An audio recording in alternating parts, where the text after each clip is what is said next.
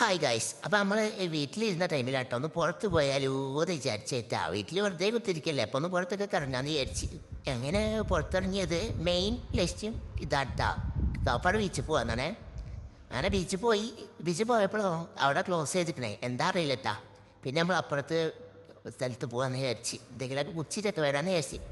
അപ്പോൾ അവിടെ എത്തി ആയിഷിൻ്റെ ഒരു കളിപ്പാട്ടം വീണുപോയി. അപ്പോൾ അതെടുക്കാൻ വേണ്ടിയിട്ട് ഒരു തിരിച്ചേ നമ്മളവിടെ ആക്കി തന്നു. അപ്പോൾ ഞാനും ആയിഷ ഒരു ഐസ്ക്രീമൊക്കെ വാങ്ങി, അത് കഴിക്കട്ടെ. ആയിഷക്കാണ് വാങ്ങിക്കൊടുത്തത്.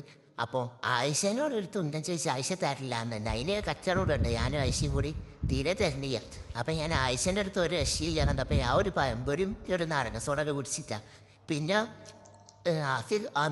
ആസി വന്നപ്പോൾ പിന്നെ ഓക്ക് കളിപ്പാട്ടം എന്തെങ്കിലും വാങ്ങാറ് പോയിട്ടാ. ഓക്ക് ഇഷ്ടമുള്ളത് ഓളെന്നെ ശ്രദ്ധിക്കാൻ എനിക്കില്ല, ഇതാട്ടോ ഓക്ക് ഇഷ്ടമായത്. അങ്ങനെ അത് വാങ്ങി. പിന്നെ നമ്മൾ ഒരു ഷവർമ്മൊക്കെ വാങ്ങി. ഷവർമ്മൻ്റെ ഇപ്പോൾ ഒരു പൂതി, അങ്ങനൊരു ഷവർമ്മൊക്കെ വാങ്ങി നേരെ വീട്ടിലേക്ക് ഇട്ട്. അപ്പോൾ അത്രയേ ഉള്ളൂ. ഇഷ്ടമാണെങ്കിൽ ഫോളോ ചെയ്യുക, കമൻറ്റ് ചെയ്യുക. Okay bye.